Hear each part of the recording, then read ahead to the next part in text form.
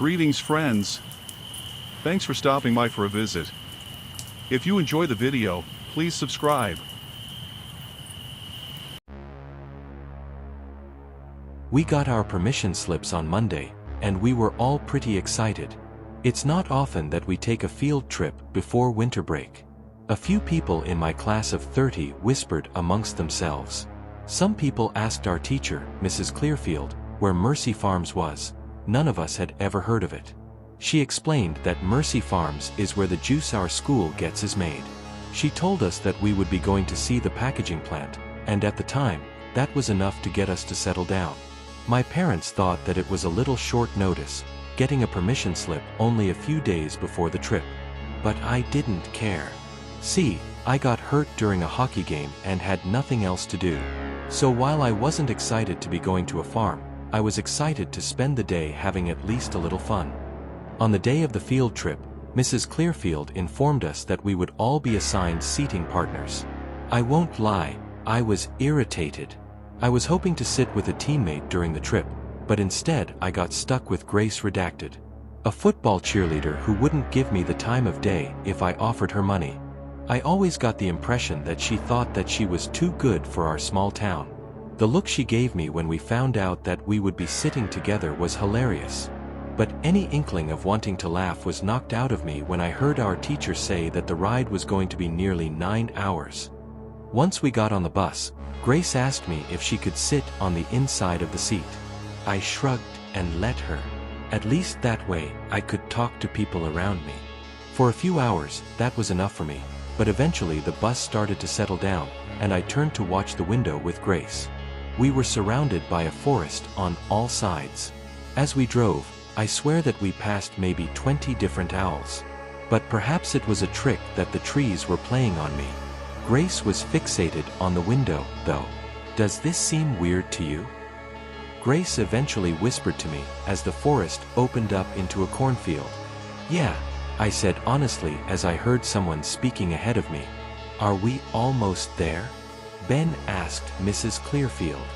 We will get there when we get there, Mrs. Clearfield said without any hesitation. Okay, but we have been at it for 5 hours. Can we get a bathroom break? Ben asked, clearly irritated. No, the bus driver said. It was the first time I heard him speak the whole trip. I leaned forward to watch the bus driver in the large mirror that hung over his head. The bus driver had short brown hair and a strong jaw with a small beard. He wore a black uniform with letters on a patch that I couldn't make out. As I watched him in the mirror, his eyes slowly met mine. We made direct eye contact, and I could feel the hairs on the back of my neck stand up. I quickly tucked my head back behind the seat and went back to watching the forest with Grace. More of my classmates got antsy though. One of my teammates, Charlie, eventually got up around hour 7. I couldn't believe we had been in this bus for 7 hours straight, driving through corn. I could tell that Grace was getting antsy too, or perhaps she was just uneasy. She squirmed in her seat and tapped her leg around this time. We will be there soon, Charlie. Take a seat and don't get up again, or else you will get a 3-month detention, and no, I'm not kidding. Mrs. Clearfield snapped at him. She sounded so angry. Charlie quickly sat down, and I turned to watch the window with Grace. Grace, I whispered to her as I watched one of the scarecrows in the corn. It swayed slowly in the wind. Yeah, she whispered back as she turned to meet me. Her green eyes seemed to be filled with fear and unease. Are you scared? I asked her. Yes, Grace answered honestly. I am too, I said as I looked down at my hands in my jacket. Grace swept her blonde hair behind her ear, and as she did this, something moved behind her. I swear it moved. A scarecrow turned to watch the window. My eyes twitched and my eyes narrowed. I went into fight mode. It's hard to explain just how it made me feel. When Grace turned to see what I was looking at, her eyes widened, and she moved to the side, nearly pushing me off the seat. I could hear people whispering about the scarecrows for the next 30 minutes. By the time I looked down at my arm, I noticed Grace holding my sleeve, as if I were the only physical object in the bus. By hour 8, I was fed up.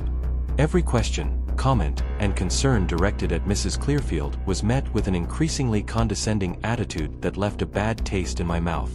I had never seen Grace look so anxious. She was bouncing her right leg and fidgeting with her hands. The two girls in the seat next to us were doing similar motions. Why were we all feeling so uneasy? Mrs. Clearfield? I finally got the nerve to ask as I stood up and looked at her from my seat. I could feel my classmates looking at me. The cornfield around us felt all-consuming and endless. Images of the scarecrows flickered in the back of my mind. Yes, Travis. Mrs. Clearfield responded without turning her head. How much longer? I asked softly.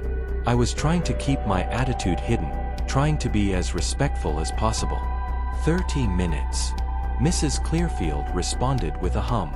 The bus driver looked at me in the mirror again, and I quickly sat down. I was going to say something to Grace, but instead, I watched the scenery around us change. Instead of the cornfield, we were finally seeing buildings. The town looked like something out of an old movie, really vintage. The first building we passed looked like a small grocery store. It had two large M's on the top of it. A sign that said Mercury Mart. I felt my stomach rumble. I hadn't bothered to eat anything the whole trip, but I did have my backpack with me. We were told to bring lunch. I couldn't bring myself to sit down and open it, though. There were smaller houses too. They were kind of pretty in a way. Each one was painted blue, white, and sometimes red or yellow. We passed a black house with a large fence. It caught Grace's attention, and her eyes followed it as we drove by. Next, we passed a movie theater, one like you'd see in old movies. I'll admit, it was cool looking. Had a man working the ticket booth in the front and everything. I couldn't make out any of the now playing posters. We passed a diner. The checkered floors looked cool, and honestly, the food smelled amazing. I wanted to leave my seat and tell the bus driver to stop. Finally, we passed a sign that said Camp Mercy Hollows, pointing towards more corn. I wondered if the camp had the same vintage appearance as the rest of the town.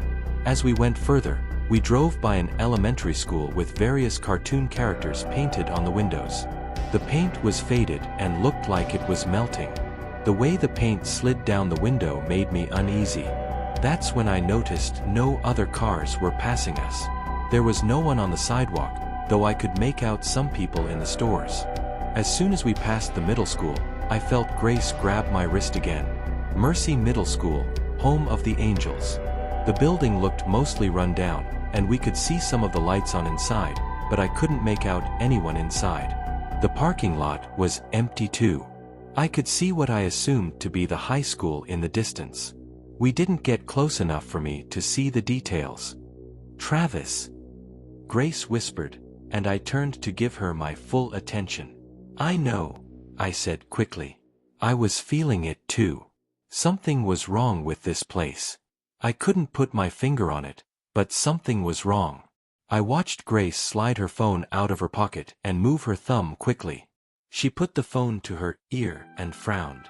I'm not getting any service. I took mine out and checked. I had no bars.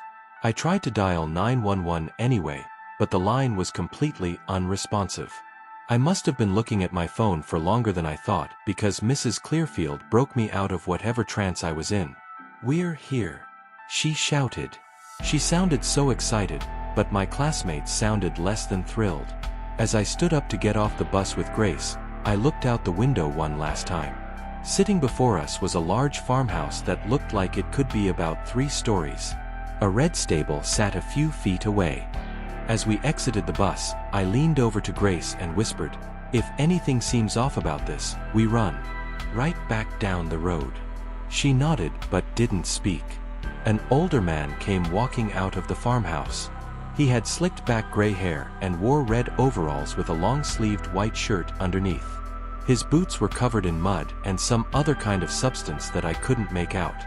Mrs. Clearfield moved her hand up in the same motion she always did during class, signaling us to be quiet. Without any fight, my classmates shut up. "Welcome, kids. Mercy happens to have you." Every few years, we welcome a school that buys our product to visit our humble farm. He continued speaking as I looked around. I didn't see any apple trees or any trees. Did our school serve grape juice? I couldn't remember. I normally brought home lunch. Our farm was first founded in 1630, and ever since, we have been producing world-class juices and steaks. Please follow me to the stable so that I can show you our process, he said with a warm smile as he motioned for our group to follow. As we followed our classmates, I could hear something moving in the corn around us. I figured it was just a bird, but everything around us made me feel uneasy. I think that my body was trying to tell me something, and I know that sounds crazy. The smell coming from the stable was awful, but it didn't smell like manure or anything. Instead, a pungent copper odor wafted out of the barely open doors. I tried to keep my eyes on the chipped white paint that lined the doors. I could hear Grace gag next to me. I turned back to see what Mrs. Clearfield would do.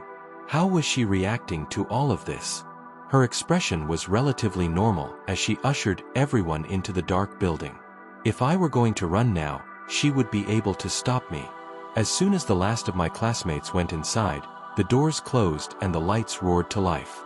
There were no animals in here, and since I wasn't in the front of the group, I couldn't see what was making people back up. Before I could process anything, the whole stable broke out in screams.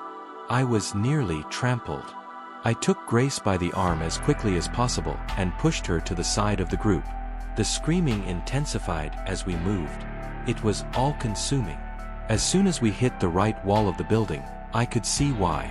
One of my classmates, Tony, I think his name was, stumbled back before his body hit the floor. He had a pitchfork sticking out of his chest. He took 2 small steps back before coughing up some blood. Seconds later, his body fell backward, slamming off the wooden floor. Have you ever been so terrified that you can't breathe? That's how I was feeling. No screaming, no crying, instead I felt frozen. I swear I saw my life flash before my eyes. Sasha went down after that. The man who spoke to us prior struck her down with a scythe. It was one swift motion, splitting her neck like it was made out of fresh bread. Blood sprayed out of her like a sprinkler. We have to run. Grace snapped at me as she took my wrist. She didn't have to drag me to get me to follow her. We followed the rest of my classmates to the back of the stable. I swear that I had never moved so fast. As soon as we reached the door and the air hit us, I thought that we were going to get away. If we could just make it back to town, we could call the police. Someone would help us, I was so sure of it. Some people screamed in front of us, the screaming turning into a deep, wet gurgle. The sound you would hear if someone were drowning. We heard a splash, and one of the girls next to us let out a blood-curdling scream. It was unlike anything I had ever heard. My head snapped to the left to see what was going on. She had an arrow sticking out of her shin. Someone was shooting arrows at us. We were not going to get away like this. I had to think fast to buy Grace and me some time. I pushed forward and let the arrows hit my classmates. I felt awful about this, awful enough that I could feel myself crying. It was just a few tears, but as the terror caught up with me, it became harder to hold them back. Eventually, the ground gave out beneath us. I didn't let Grace go. I could feel her hand tighten around my hand. The liquid we fell into wasn't water. We were consumed by a copper smell, and before I knew what was happening, I could taste it. Blood. I poked my head out of the blood pit with Grace, just to get a glimpse of the world outside. I caught a glimpse of someone kicking bodies into the pit. I watched Grace move one of our classmates over to hide under. I grabbed the closest body to copy her, but it wasn't a classmate in my hand. It was Mrs. Clearfield. We sat in the blood pit for what felt like hours. Eventually, I moved Mrs. Clearfield to the side and emerged fully. There was no one around that I could hear, and the sun was raised higher than it was when we fell in. The smell that consumed me made me want to puke, though I knew that if we made too much noise, we would be killed.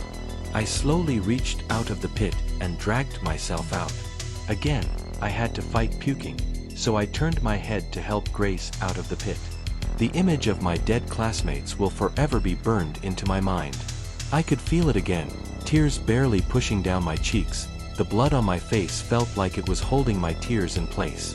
Grace pushed her head out of the blood, fully, and her blonde hair was nearly unrecognizable. Her whole appearance felt like it had changed. The blood poured off her face, barely sticking to her skin and hair. As soon as her face came out fully, I could tell that she had been crying too. I reached forward to take her hand, as we had done so many times today. As I took her hand, I could hear a door swing open and slam shut. I pulled her out so quickly that I thought that I might break her arm or something. "Stop!" A woman screamed at us. I tilted my head up and watched as the woman came sprinting across the field. I felt frozen, like my legs had stopped working. I could feel my body start shaking, my lip quivered, and my eye twitched. This was it, I thought. This is how I die. Run! Grace screamed as she tugged me, willing me to move. I turned and ran with her. With no other choice, we went running right into the cornfield. The town should be this way. I screamed as I tried to get us to run towards the road. That's when I heard it. The corn was rustling. Someone was behind us. I couldn't help but let out a scream. I could hear Grace panting as we ran. No matter how fast we pumped our arms, we couldn't speed up. I heard whatever it was getting closer, and that's when I felt it. Pain. Visceral, blood-chilling, heart-stopping pain. Blood ran down my back, and my legs buckled. I let out a scream so loud I knew everyone and everything in the area would be on us. Grace turned around, and I watched as her face turned pale as snow. Even caked in blood, I could see the terror she was wearing. I quickly turned around and involuntarily cocked my head. I was expecting to see a person, but this was no man. It was a scarecrow, its face elongated. The sack that it wore on its head became outstretched in a horrifying grimace. Hay stuck out of its arms and legs. Its right arm dripped with my blood. It had lashed me. The checkered shirt the creature was wearing was caked in dry blood. Its jeans were tattered, so we could see it was completely made of hay. I screamed and slammed my leg into the monster before scurrying to my feet. "Run faster!" I screamed to Grace as we pushed through the corn. My heart was beating so fast that I thought I was going to have a heart attack. Monsters aren't real, I kept trying to tell myself. But that wasn't true.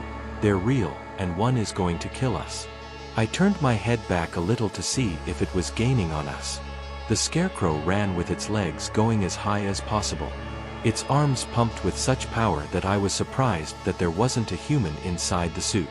"Grace! It's picking up speed!" I screamed in horror. "Shit!" Grace gasped. She was running out of breath. I could hear it, and before I could reach over to help her, the scarecrow slammed into her back with enough force to send her flying forward. I reached my hand forward to catch her and found myself tripping and falling, landing on concrete. Sweet, beautiful concrete.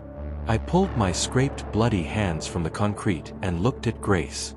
She had slammed right into a parked car. Fresh blood pooled from her nose, and tears streamed from her eyes. Seeing her cry, it made me mad. My hands moved before my body could process what was going on.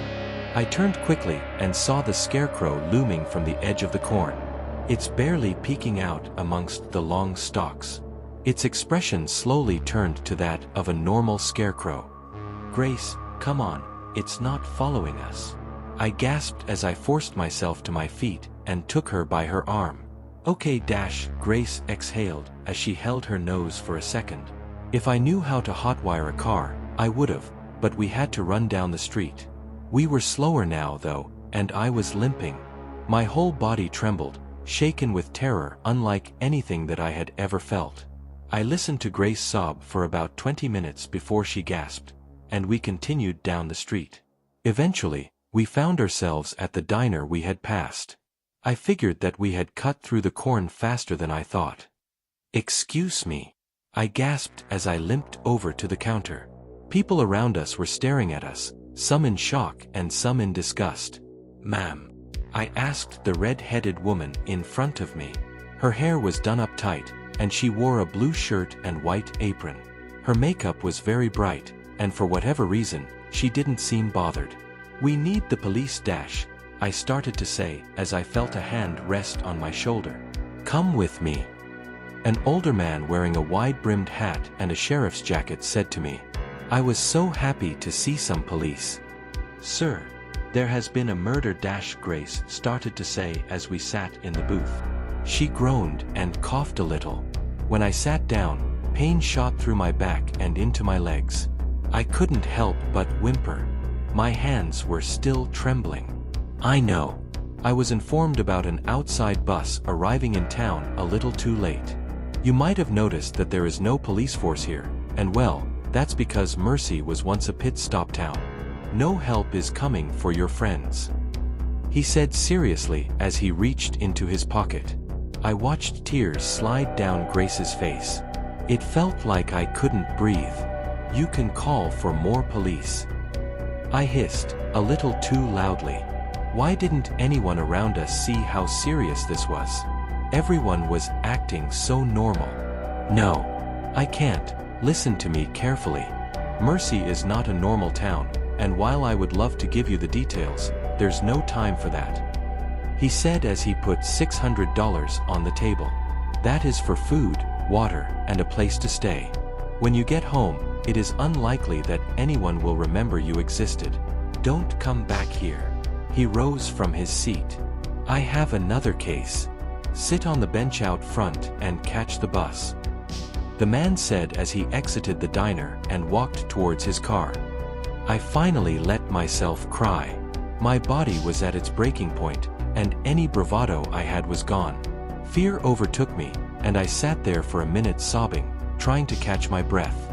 The woman behind the counter eventually brought us each a glass of water and left it at that. I gulped down the glass and grabbed the cash before forcing my sore body to its feet. "We have to go," I whimpered to Grace, once again offering her my hand. "Yeah, we have to go," Grace whispered and took my hand. We walked to the bus stop together and slowly sat down. The bus came in a few minutes, and it was surprisingly fast. A kind old man wearing a black suit and black hat greeted us as we got on the bus. As soon as we were out of the corn, I pulled my phone out and wrote this down. "I have no idea where we are going. I'm pretty sure fear is the only thing keeping me moving at this point. If you find yourself at Mercy, just turn around and go home."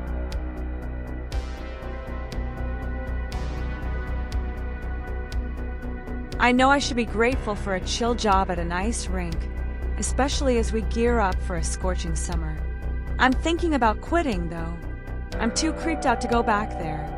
I needed a summer job, and I was a little surprised by the lack of competition for a gig at the local rink. My first day was right after the interview. The pay wasn't great, but the expectations weren't bad either. Help customers, keep the place clean, restock the restrooms, that sort of work. The most important task was a team effort. Keep the rink temperature below freezing at all times. That made sense. It's an ice rink, not a swimming pool. At regular intervals, I checked the thermostat to make sure the rink remained between 19 and 29 degrees. Doing so ensured that the main room was always nice and chilly, my own frosty oasis in the middle of town. My boss was the face of the business, so he was usually up front serving guests or back in his office. Whenever he came out, he checked the rink's temperature, even if I had just checked it myself. One day, I clocked in a few minutes late and found the boss hustling toward the thermostat. He seemed startled when he noticed me. "Seen anybody around here yet?" he asked. I checked the clock to see that we were still nearly an hour away from opening. "Not yet," I said. "Good." He smiled. Then he asked me to help set up a new game in the arcade. It was a massive cabinet, big screen, two-seater bench, huge speakers. The delivery men rolled it in and moved it into place, so now it was time to plug it in and see how it ran. I plugged in the power cord and fired up the cabinet. The screen flickered, the speakers roared to life, and then the whole place went dark. I looked out into the main room to see the boss sprinting for the breaker box. The girl at the concession counter dropped what she was doing and disappeared into the kitchen. I left the arcade to apologize for the mishap, and then I noticed the smell. It was like someone left meat out and went on vacation. The stench was heavy and sickening, so strong I could taste it. I figured it must have come from the kitchen. My boss was in the back, sweating bullets at the breaker box. "The wiring's screwy," he said when he saw me. "One thing goes wrong and the whole place loses power." He snapped a few switches back into place and closed the box. Behind us, machines hummed again. He sighed and wiped the sweat from his forehead. "It's just an old building, that's all," he said. He checked the thermostat and stayed by the rink until it was time to open. The smell had mostly dissipated by the time customers started filtering in, but it was hard to forget. It was still in my clothes when I went home. A few days later, the boss had to run errands, leaving me and the concession girl to hold the fort down. Everything seemed fine at first, but then a group of kids approached me from the arcade.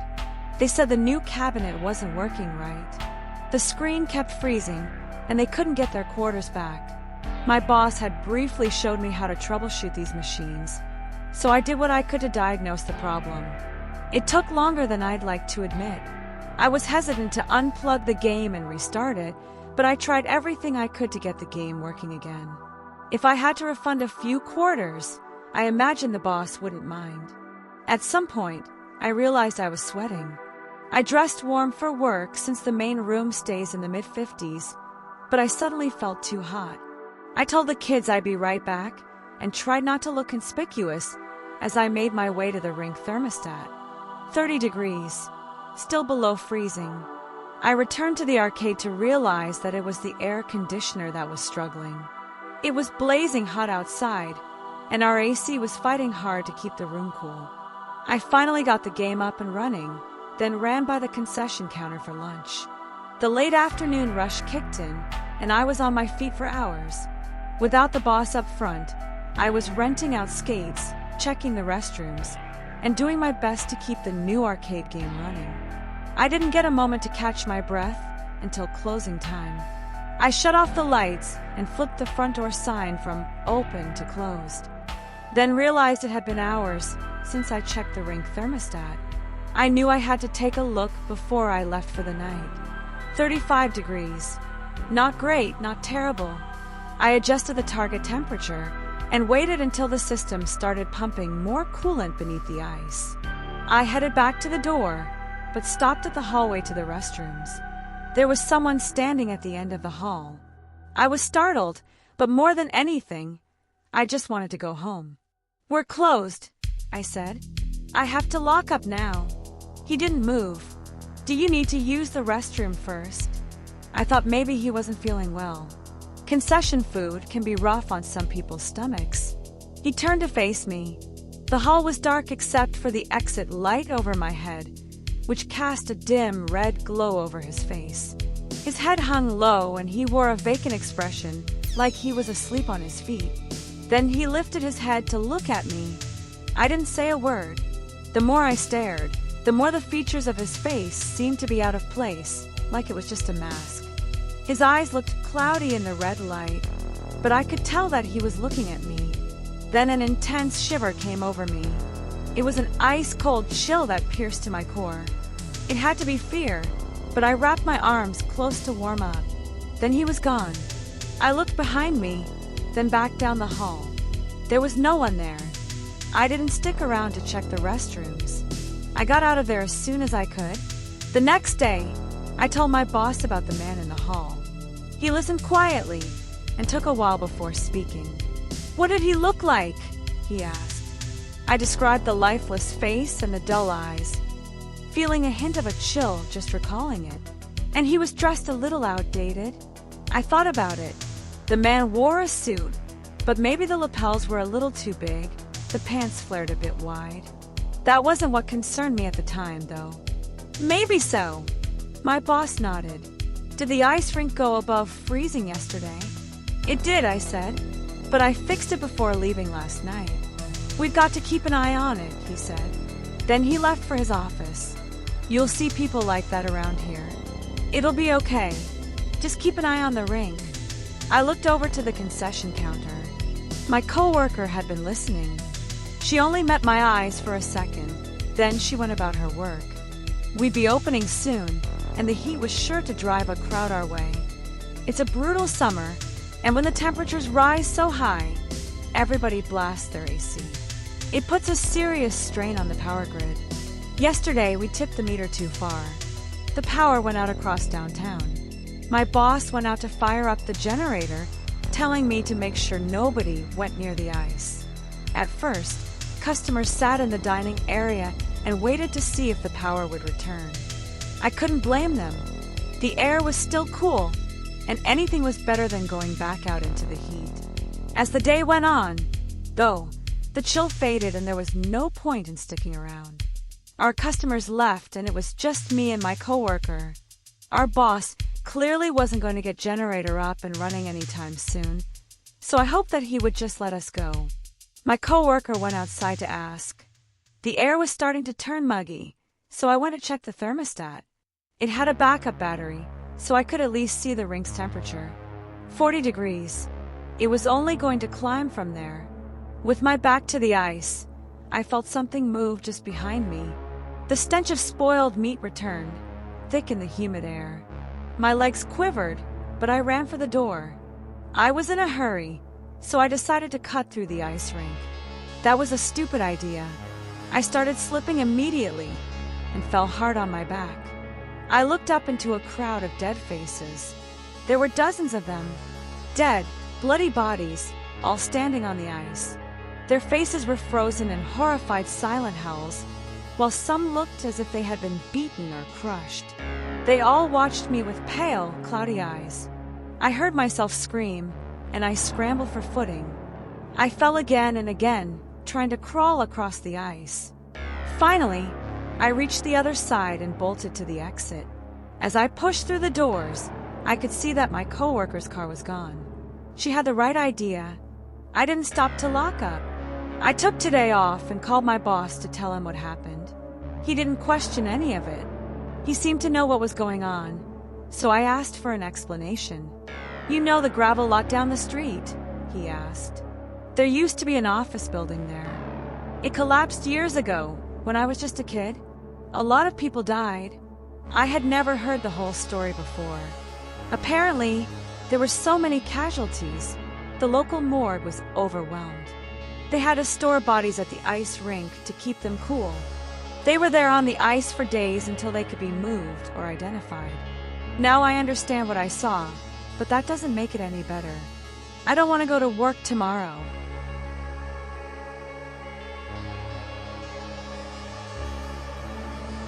I'm always so tired after going home. The fluorescent scream of the office lights still echoes behind my eyes, even here in the blessed dimness of the stairwell. I climb 3 flights, each step feeling like I'm dragging an anvil chained to my ankle. My key finds the lock on apartment 3B, my lock. The deadbolt thunks open. I shoulder the door in, smelling the faint, comforting ghost of last night's cheap instant noodles and the dusty warmth trapped inside. I don't even make it to the bedroom. The sagging, familiar embrace of my old couch in the living room calls out.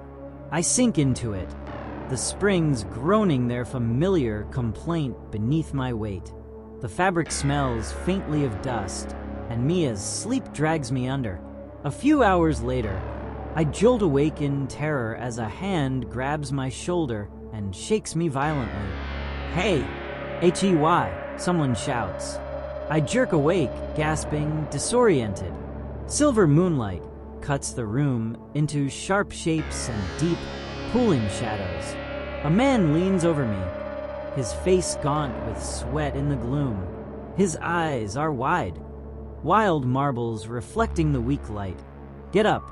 What the hell are you doing in my apartment?" His voice is a harsh rasp, cutting straight through whatever dream I was trapped in. Panic surges through me. I lurch upright, heart pounding. "You're what?" I blink hard, trying to steady my vision. "No, No, this is my apartment. This is 3B. I live here. The man takes a step back, just enough to half merge with the shadows by the doorway. Are you out of your damn mind? I live in 3B. What are you even doing here? I don't know who you are, I say, trying to sound firm, authoritative, anything but panicked. But you need to leave before I call the police. Oh, I need to leave? That's rich. You broke into my place, and you're threatening me. I run a hand through my hair, eyes flicking to the hallway. Could I shove him out and lock the door? Could I grab my phone? Where is my phone? And call someone? I take a cautious step toward him, hands half raised. Look, I don't know what this is. Maybe you got the wrong floor or something, or maybe you're confused. But this is my apartment, all right? You don't live here. He stares at me. Then, with sharp, jerking movements, he points toward the kitchenette. Oh, yeah. Then tell me that's your owl mug. I follow his finger. A chipped blue owl mug sits on the coffee table like a trap. I blink. That. I don't know. That's not mine. Damn, right it's not, he snaps. That's my mug. And where's my sailboat painting? I had it right there. He jabs a finger toward the wall above the TV. Are you a thief? I turn. My faded Swiss Alps poster is gone. In its place, a garish print of a sailboat on water, so blue it looks fake. Wait, I had a poster there. Mountains, Swiss Alps. I swear it was there. The man just stares at me, chest rising and falling fast. I hold up my hands like I'm warding off a wild animal. Okay, maybe I screwed up. My voice wavers, half swallowed by the silence. Maybe I'm wrong. I must have come in the wrong door. I didn't mean to shit. I'm so sorry. I take a step back, knees weak. I'll go, all right? I'll just get my stuff and go. But something stops me. I glance back at the coffee table, at that blue owl mug. It's not just unfamiliar. It's wrong. The eyes aren't painted right. They're uneven. One stares forward. The other's cocked sideways, like it's watching the hallway behind me. The man hasn't moved. His expression has changed. Less angry now. More uncertain. His eyes flick from the wall to the table to me. I don't remember this table being glass, he says quietly. I look down. The table's wood. It's always been wood. What are you talking about? I ask, but my voice is too soft to sound confrontational. No, it was glass, he mutters. Round. Had a chip on the edge from when I dropped the takeout. This one's wood. Square. And that lamp. He turns slowly. That's not my lamp. Something creaks in the bedroom. Neither of us moves. I think, he says, breath fogging lightly in the suddenly cold air. I think this isn't your apartment. Or mine. The frantic anger is gone, replaced by a mirror of my own icy fear. Keys, he rasps, digging into his pocket with trembling fingers. He pulls out a keyring. We need to get out of here. We'll figure out what the hell's going on outside. My own keys are cold, heavy lumps in my hand. We don't speak again. The silence is a suffocating presence, thick with the smell of decay and the unnerving feeling of being watched by the very shadows that cling to the walls. The hallway to the door seems longer than it should be. I take a step, and the carpet squelches faintly beneath my foot. I glance down. The floor looks the same. Beige, ugly, a little stained. But now I don't trust it. Behind us, the bedroom door creaks again. Only this time it doesn't stop. It opens slowly, with the hush of breath sliding between teeth. He doesn't turn. Neither do I. Don't look back, he whispers. His voice shakes. Just walk. We move, inching forward. Every object in the living room seems shifted. The couch leans ever so slightly toward the wall. Cushions caved in like something heavy just rose from them. The bookshelf is missing a shelf. My hand tightens around the keyring. The keys rattle too loudly, like they're trying to call attention to us, like they want something else to hear. We're almost there. I murmur, not sure who I'm trying to reassure, him or myself. The front door is 10 feet away. 8. A soft knock echoes from inside the bedroom. The man beside me flinches. I don't dare look. The temperature drops. My breath fogs the air, hangs there, then drifts backward against the laws of physics. I choke on it. This place, this thing, it's copying us. Badly. The front door looms closer now, but the handle seems off. Longer than I remember. He reaches the door first, his hand trembling violently as he tries to jam his key into the deadbolt. It scrapes uselessly against the plate. It won't fit. Panic edges back into his voice. It should just unlock from inside. I hiss, my hand closing over the cold knob. I twist. It turns freely. Thank God. With a surge of desperate hope, I yank the door open. We stumble out together into the hallway, gasping lungfuls of stagnant, unmoving air. It tastes thick with dust, and that same underlying damp decay. The hallway light fixture is shattered, glass shards glittering dully on the floor below. Weak, gray pre-dawn light filters from a grimy window at the far end, revealing a scene that stops us dead. The hallway is a ruin. Wallpaper hangs in long, moldering strips, revealing crumbling plaster underneath. The carpet is threadbare, stained with dark, unidentifiable patches, pulled up in places to show warped floorboards. Doors to other apartments hang askew on broken hinges, revealing glimpses of darkness within. Cobwebs thick as gauze drape the corners and ceiling. The air is frigid, smelling overwhelmingly of damp, rot, mildew, and neglect. Utter, absolute desolation. This, the man beside me whispers, his voice cracking. This building, it's condemned. Look. He points a shaking finger towards a large, official notice nailed crookedly to the wall opposite my door. Our door. Apartment 3B. The notice is faded, water-stained, but the bold red letters are unmistakable. Condemned. Structurally unsound. Entry prohibited. My blood turns to ice. We both slowly turn to look back at the door we just emerged from. Apartment 3B. The wood is warped, the paint blistered and peeling. A thick layer of grime coats the surface, thick as old moss. The number 3B is barely visible beneath it. The brass digits green with corrosion. The keyhole looks rusted shut. It looks like it hasn't been opened in years. The man raises his hand slowly, like lifting the key costs him something. I look down at mine. Both identical, both for 3B, both seemingly useless against the decayed reality before us, yet they worked moments ago. He meets my eyes. Our keys hang limp in our hands. The only sound is the frantic hammering of our hearts and the silence. And then the shadows behind the door shift. At first, I almost miss it. Just a flicker of movement in the dark. A smudge of black deeper than the shadows. But then it pushes forward, slow and deliberate. It isn't a person. Not quite. The shape doesn't hold together right. Limbs bend where they shouldn't. Joints jutting at broken angles. Where a face should be, there's only a hollowed-out suggestion of one. Like a mask left too close to a flame. And the worst part, the hallway isn't big enough for it. The ceiling should scrape its skull. The walls should press against its shoulders.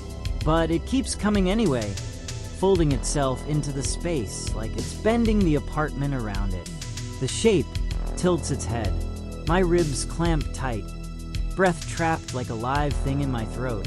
The man beside me makes a sound, not quite a whimper, maybe a prayer. A wet crack splits the silence. The doorframe splinters, just a hairline fracture. but it sounds like a gunshot in the still air. We run. Stairs blur underfoot. We don't stop until concrete turns to asphalt, until the sky bleeds dawn. Our eyes meet, a silent scream passing between us. My stomach drops as reality rearranges itself in my mind. This isn't right.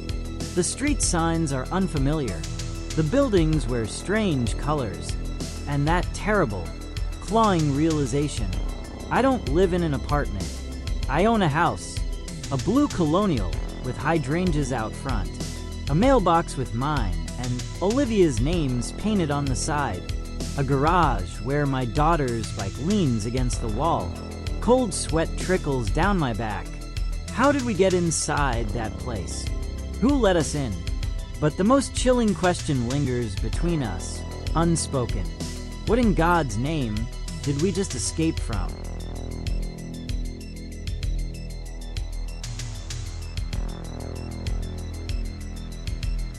I was broke as shit, flatlined financially, emotionally, existentially.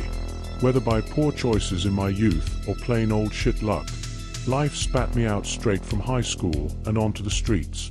Drugs followed. Rehab. Then relapse. I drifted, from couches to shelters to squatting in abandoned homes. Steady income. Never heard of it. So when I saw the email, I almost deleted it without reading. I figured it was just another rejection for one of my poorly written job applications until the header caught my attention. Dinner with me for $50,000. I'm not exactly attractive. Even before addiction wrecked the few good features I had, I didn't have much going for me. My eyes had sunk into my skull like they wanted to disappear. My skin had forgotten what hydration felt like. So this email? Ridiculous. I had no looks, no resume, no justification for being chosen. But I'd just left a shelter, and 50 grand was a dream bigger than anything I'd ever held. So I read on. It was from a domain I'd never seen before, shepardk@sandcompunctionfirm.com. The message read, "Dear recipient, I trust this message finds you well. I invite you to join me for dinner at. This is not a romantic offer. You will be compensated handsomely for your time, provided you adhere to the following terms. Remain for the full meal until I pay the bill and escort you out. Do not pay for anything yourself. Wear formal attire. If you don't own a suit, one will be provided at the entrance. It will fit. Any breach will void all compensation. To accept, reply. A time and date will be sent. To decline, disregard this message." Did it seem insane? Absolutely. But desperation makes fools of us all. The kind of fool that doesn't ask for explanation, just a fork and a seat. So I replied, "Hello Shepard, thank you for your generous offer. I accept your terms and will be there. May I ask a few questions about this proposition? Again, thank you." I didn't expect a response. Maybe a phishing scam. Maybe nothing. But seconds later, a reply came, "Monday at 6 p.m. at. Questions may be asked at dinner. Thank you for your cooperation." More cryptic bullshit. That's when I gained the smallest amount of common sense and decided to look into whoever this guy was. This was clearly his business email, so I googled the domain, S&K Compunction Firm. I was expecting some big group of lawyers off the name alone. But nope. No law firm. Just a single office tucked in a strip mall. No products. No services. Just a photo of the branch manager, despite the fact that the office barely looked big enough for 2 people, and the title implied multiple locations, yet I couldn't even find a second one. What did they do? Solutions. No specifics. Just that one word. I thought about backing out. Probably should've. But when you've got nothing left, hesitance starts looking like a luxury. I had nothing to lose. So I took the chance. Between drug-fueled stupors and getting my ass kicked once or twice, Monday crept up on me like bruises do. Slow, unseen, then sudden. I didn't have anything formal, so I threw on the only white button-up shirt I owned and some grey slacks. Both had stains I couldn't explain, and no iron had graced their surface in years. Still, they were the fanciest clothes I had. None of it mattered. The second I hobbled into the restaurant, the greeter, if you could even call them that, handed me a dry-cleaned suit without a word and pointed to the bathrooms. I took the hint. This suit seemed expensive. Real men's warehouse-type shit. It fit perfectly, just like the email said. Too perfectly, actually. The cuffs landed exactly at my wrist bone. The collar rested like it knew my neck's shape already. I didn't have the time or money to question it. I walked back out. The place had a strange charm. Soft lighting spilled across tablecloths in smooth pools of warmth. Ornate picture frames lined the walls, filled with abstract paintings that felt a bit too familiar. Wood trim hugged every surface. Big, glittery curtains hung heavy like a wedding reception. It smelled like artificial plants and faded fabric. Soft jazz floated through the air and brushed against my ears. As I scanned the room, I realized something unsettling. When I first walked in, there were at least 4 tables of people laughing and enjoying themselves. It had been noisy and lively. But now, silent, empty. Like a bell had rung that only I hadn't heard. Just a few bartenders, the mute greeter, and one bald man in a suit eerily similar to mine. I already knew who he was. His photo was the only thing of note I'd found when looking up the domain. The branch manager. I approached his table and, before I could ask if he was expecting me, he gestured to the chair across from him. He was an older man, maybe 50, with sad, droopy eyes. His nose was so thin and pointy it looked like a shark's fin. He seemed to have no nostrils at all. His jowls fluttered slightly as he spoke in a soft, low tone. "Thank you for coming, young man. It's good to finally see you," he said, extending an arm for a handshake. I tried my best to sound steady and firm, despite my rising anxiety. "Thank you, sir." The conversation that followed was surprisingly pleasant. The food was better than almost anything I had ever had, decadent and strangely nostalgic, as if it had been made just for me. He asked about my childhood, my current working conditions, and my family life. Most of these memories weren't pleasant, but it felt good to have someone simply listen. I reached a point where I started letting my guard down. He never interrupted, never judged, just watched. Then he got serious. He grabbed my wrist just as I lifted my fork. His grip was ice cold but steady, and his tone dropped. "What is something you wish you had never done?" "What?" I was shocked by his sudden seriousness. He didn't respond, he just stared, still and waiting. I swallowed. "I stole from my mom when she was dying.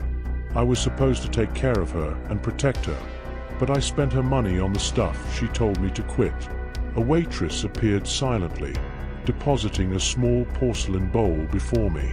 Inside sat a single seared scallop resting on a streak of bright red pepper coulis, its color staining the white plate like the shame I carried.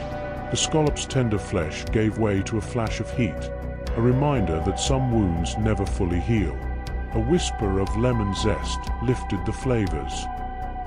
He nodded, no judgment in his eyes, only something quietly accepting, then stood and excused himself to the restroom. As he left, I took a breath and tried to shake off the moment. Then I noticed it. The chandelier above us had one more bulb. Just one. The light it cast bent slightly at the edges, stretching the shadows under our plates.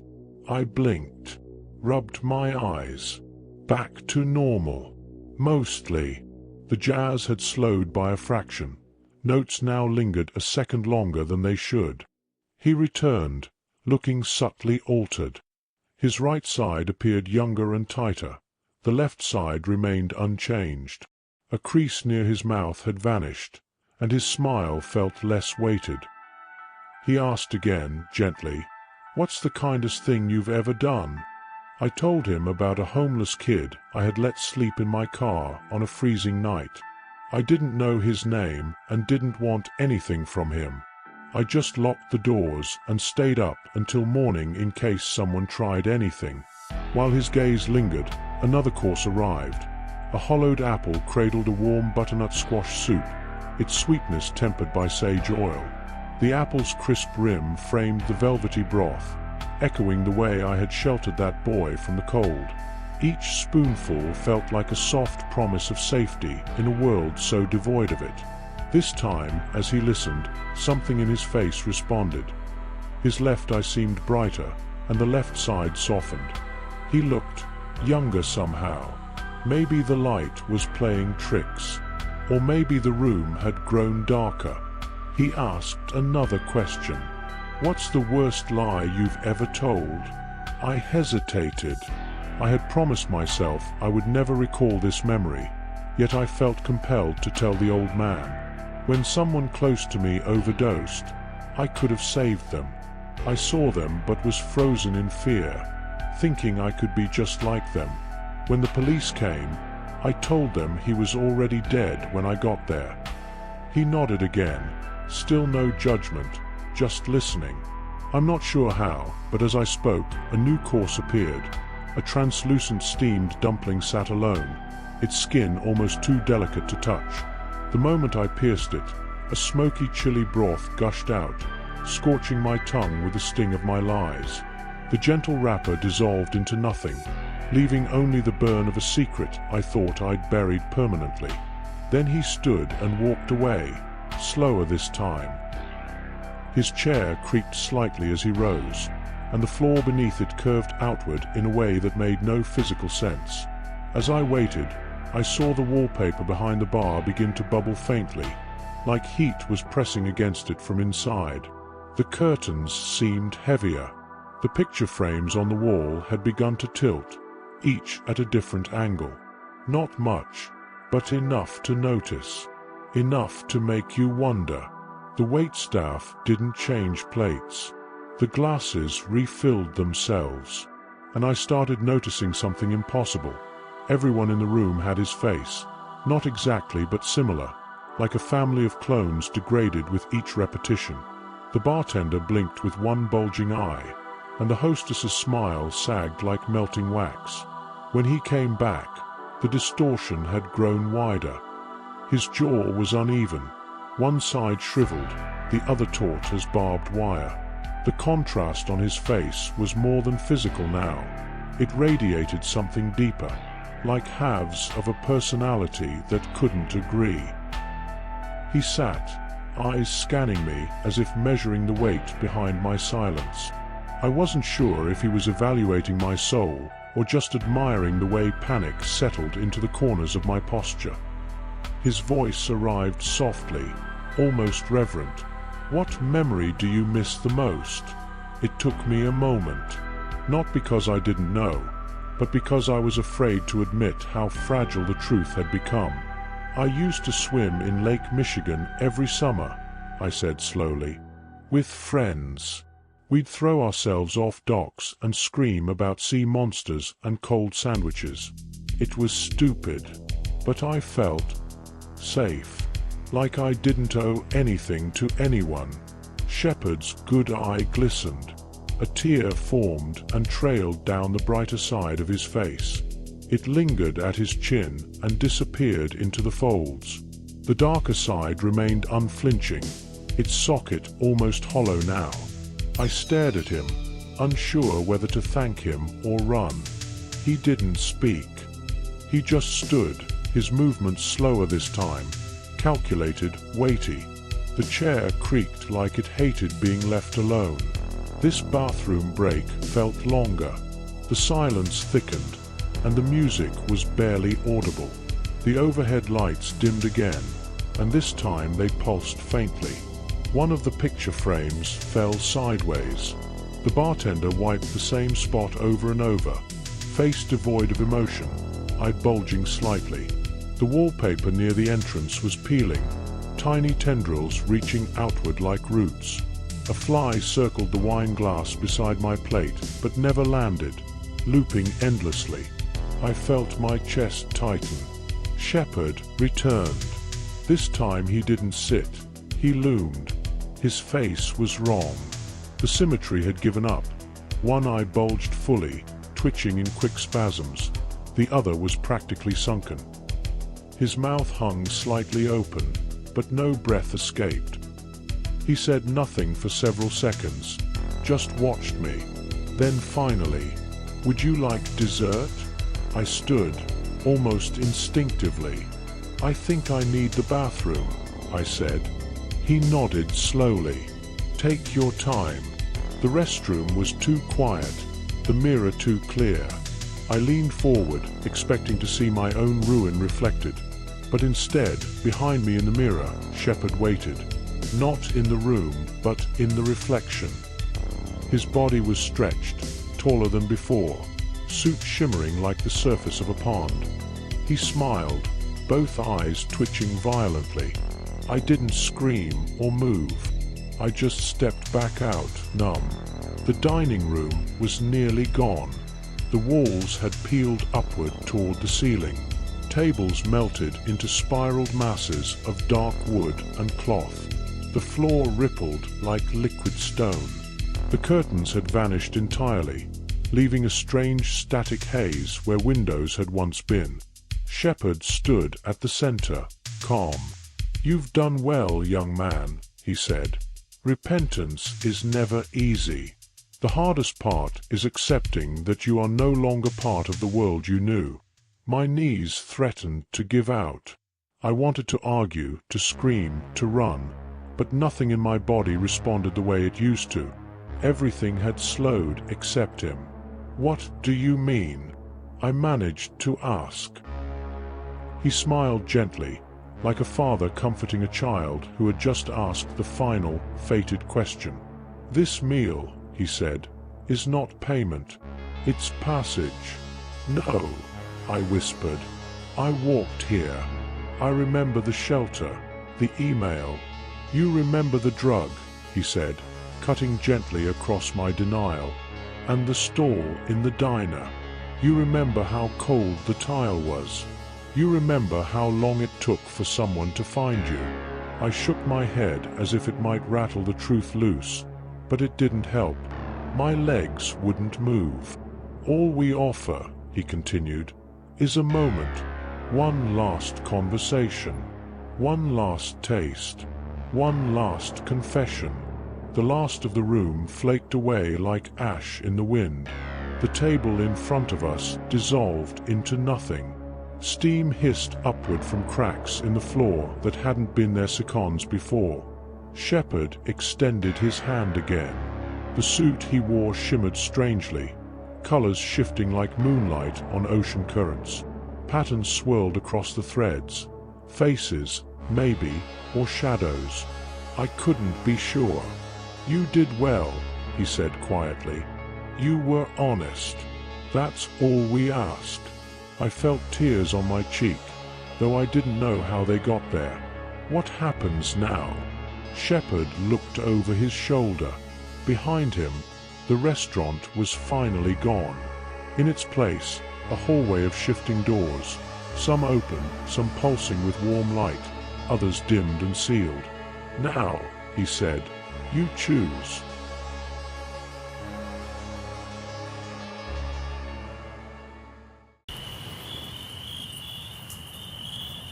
Thanks for watching. If you want to hear more stories like these, please like and subscribe.